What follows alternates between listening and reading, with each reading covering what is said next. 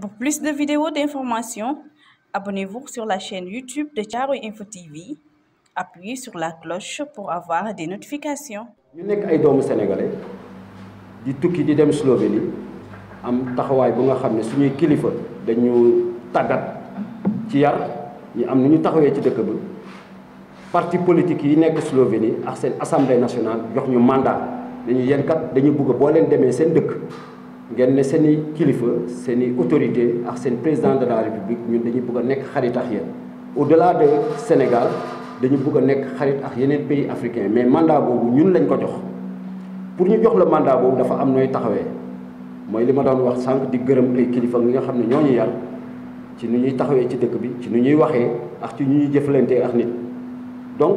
institut bi dafa am liggéey bu muy liggéey bi mooy maanaam boo déggee pont mooy maanaam tout ce qui est diplomatie économique sport culture écologie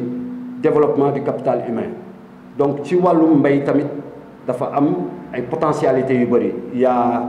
dafa am ay usine de fabrication de matériel agricole yu nga xam ne dañu bëgg a ñëw installé au Sénégal balaa ñuy ñëw installé au Sénégal dañu bëgg a former ay jeunes sénégalais ci naka la ñuy fabriquer machines yooyu dañu bëgg a former jeunes sénégalais ci naka la ñuy jaayee machines yooyu ainsi de suite ay tracteurs aussi bëgg nañ ko ñëw usine de montage yi bëgg nañ ñëw fii Sénégal. au-delà de l'agriculture il y a le sport. amoon na processus bu ñu tàmbale woon ak fédération sénégalaise de basketball président bi joxoon nañ ko lettre invitation pour mu dem Slovénie mais calendrier moo ko permettre loon pour mu dem mais ñu ngi koy lancé ak appel pour que mu delluwaat mu def voyage bi ak ñun. pourquoi parce que Slovénie championne d'Europe de basket la dañuy am sax ay joueurs yu nga xam ne ñu ngi NBA dëkk bu xarañ la ci basket te tey Sénégal fu mu toll ci basket bëgg nañu mu jël Coupe d'Afrique. pour mu jël coupe d'Afrique nag il faut mu renforcer ay capacités acteurs yi nekk foofu entraîneurs yi petite catégorie yi ainsi de suite ci wàllum njàng éducation daf ñu soxal ñun ay sénégalais dañu bëgg nañu suñu étudiants yi di tukki di dem Slovénie di dem jàngi xam-xam wante da bu ñuy dem jàngi xam-xam dañu yóbbaale xam-xam tamit parce que tamit sénégalais boo gis am na lu mu mën dem partager ñu ngi ci monde ci àdduna bu nga xam ne dafa ubbeeku àdduna connexion la donc tey Sénégal du dëkk bu tëju président de la République wax na ko donc ci biir loolu ku ci nekk am na lu muy gagné sa morom Slovénie bés bu dugg see Sénégal am na lu mu fiy jëlee ñun bu ñuy dugg foofu tamit am na lu ñu fay jëlee donc dañu nekk ci àdduna bu ubbeeku ñi am mandat bi nag ñi am mën naa ko tuddee sax xéewal président de la République am dégg-dégg bañ ko soumettre suñu projet dafa yàgg lool de 2015 ba léegi ñu sonn ci lool tey président defal ñu lu nga xam ne yaakaar ñu ko woon parce que nit dina bind de président de la République du ko tontu nit dina soumettre projet bu rëy président du ko tontu mais ñun ñu am chance bind président de la République mu xool mu ne projet bi dina impacter ci PSE Sénégal PSE bi may doxal mu signal ñu ko donc fu mu des nii liggéey rek ci des. liggéey léegi yenn journalistes yi da ngeen ci am responsabilité seen responsabilité mooy ku ci nekk fa nga dëkk ci gox-goxaan ba nga dëkk amul benn exclusion bu dee maire la bu dee président de conseil régional la bu dee association de femmes la bu dee association de jeunes ne leen am na benn projet de benn institut bu tudd Pont pour la coopération Europe-Afrique am na lu mu leen war a mënal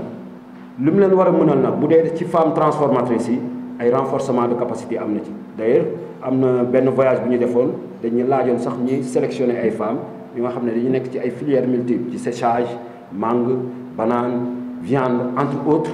ñu dem renforcer leen parce que produit pour nga jaay ko il faut mu am qualité te ku wax qualité da ngay wax emballage d'ailleurs d'abord production wax transformation wax emballage wax commercialisation au-delà de cela aussi am na yeneen secteur yu mel ni par exemple gàncax gi Slovénie benn dëkk la bu nga xam ne garab boo dagg mu am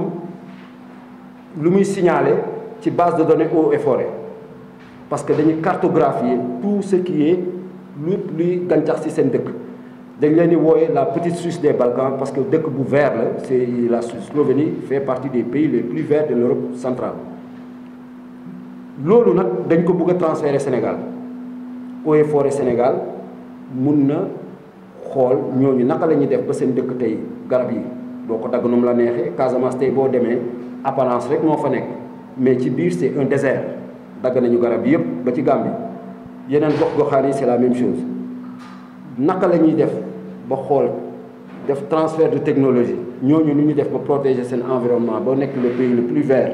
ñun ñi am problème yu mel noonu naka la ñuy def pour répondre à cela. Je pense que loolu dafa laaj ay voyage d'études dafa laaj ay institutions yu mel ni Eaux et Forêts ministère de l'environnement ak tous les ministères concernés di dem gis lan la ñu lay def réussir ko nga xam ne ñun moom la ñu mën a def nii. Maintenant au-delà am na yeneen aspects yu nga xam ne mën nañ ko développer tamit wàllu culture dafa am fàttewoon naa ko sax bu ma koy wax ci français dafa am benn festival bu rëy bu am Slovénie bu tudd le carnaval de Ptuj. Ptuj c'est une ville bu nga xam ne foofu la suñu institut basé wu. Pour cela dañuy am ay similitudes ci Kumpo ci Kankourang ak ci yeneen aspect pays de culture la foofu dëkk bu nga xam ne le président de la République ba ci xale bu gën a ndaw ñëpp a jouer musique. Tout le monde est musicien en Slovénie tout le monde dañ la koy imposer dès le début de ton cursus scolaire. Donc ñun Sénégal dëkku musique la lu mel ni Louga boo demee Louga c'est un pays c'est une région culturelle hein. Am na suñuy xarit slovène yu fi ñëw l'année dernière 33 personnes une famille de musiciens ñu dem ba Barkedji c'est la première fois à Barkedji après Linguère mu am concert de musique. On a tenu un très grand concert toute la communauté a adhéré et ils ont fait un tourisme humanitaire. Ils ont fait des dons mais ay yu bari yu nga xam ne mënuñu ko lim jàppale ay écoles rencontrer le maire jox ko ay dons ay ordinateurs entre autres. Donc on a beaucoup à gagner entre des pays amis.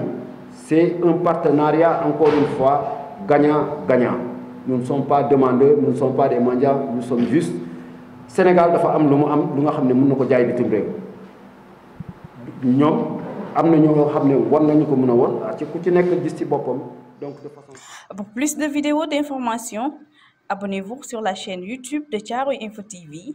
Appuyez sur la cloche pour avoir des notifications.